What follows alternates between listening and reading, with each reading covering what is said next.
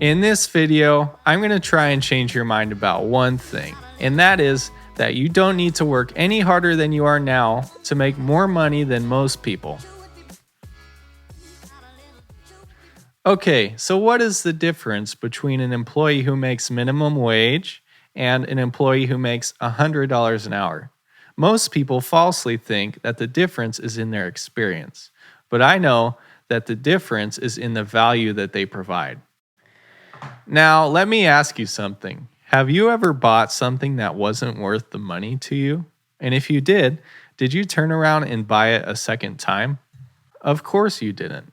Even if you weren't happy about the price, you still pay for something because it's worth it to you, right? Because you'd rather have it than keep the money and not have it.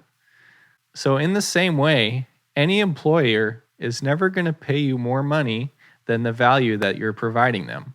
And the minute they do, you're going to end up laid off. Let me say that a different way. The highest amount of money that you're going to make in a job will always be less than the value that you're providing. Now, here is where most people get confused. See, sometimes a person can increase their value by increasing their experience, right? But in reality, the additional value and pay that comes from being more experienced actually comes from the skills learned over that period of time. Say, for example, that you work at Subway making sandwiches at $15 an hour. And then over the span of 2 years, you know the menu front and back, and you're able to make slightly more sandwiches than a new employee. So you get a raise of $2 per hour. Now, most people would think that it's because of the time that you spent at the company and the sacrifice. But nobody cares about your sacrifice. They only care about the output and the value that you provide. So how do we become more skilled and more valuable without waiting years to become more experienced? The way that we can do this is by spending our time learning skills that are valuable to others. Now, that's simple, but I'll say it again because it's important. We should spend our time learning skills that are valuable to others. Examples of some of these skills would be web development, digital marketing, data analytics, which is what I learned. Check out my video on how to become a data analyst. Sales, you could learn teaching and speaking. Skills like this that will allow you to solve problems for people or businesses who have a lot of money. In a more practical sense, how can we do this? How can we spend our time learning valuable skills? Well, for me, from the time that I get off work until I go to bed, I spend most of my day watching YouTube, listening to podcasts, or listening to audiobooks. Before the invention of YouTube, people used to have to go to college or trade schools in order to learn these skills that could make them more valuable.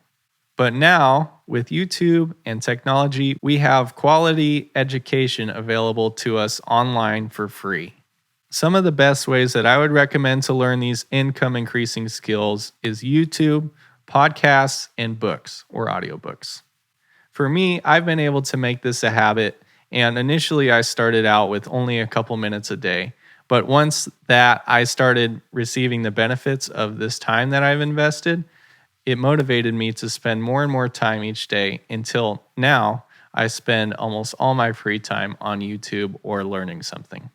And how this applies to you is that I've been able to make spending time learning new skills a habit. If I was you, I would just find a certain activity that you do every day where you can make a habit of getting out your phone and listening to a podcast or watching YouTube on a skill that you want to learn. And lastly, if you want to make this last, you'll need a good why. And my why is that I believe that my purpose is to serve as many people as possible as effectively as I can. And your why might be to provide a better life for yourself or provide for your family. And those are good motivations. And I would encourage you just to have a very serious why, because it's going to be required in order for this to be most effective. If you don't have a great why, I would encourage you to adopt mine. Let me sell you on it a little bit, because when I formally adopted the belief that my purpose was to serve others, there were a couple other good things that happened in my life that I wasn't expecting. So, first of all, I started making more money because I was constantly looking for ways that I could make other people's lives better and create more value for them and do it in the most impactful way possible.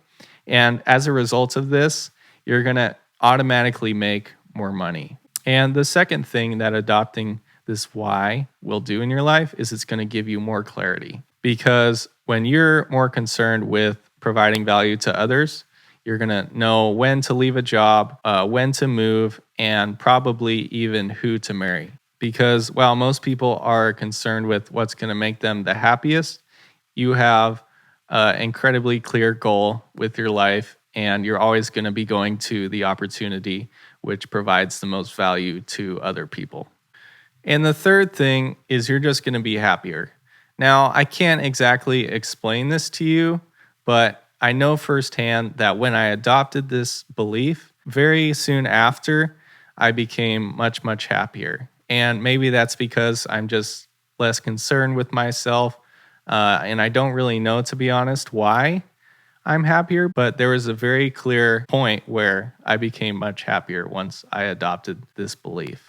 And I think that Jesus knew that these things would happen when he told us that he who wants to be greatest among you must be your servant. And after adopting this belief, that statement has become much more real to me.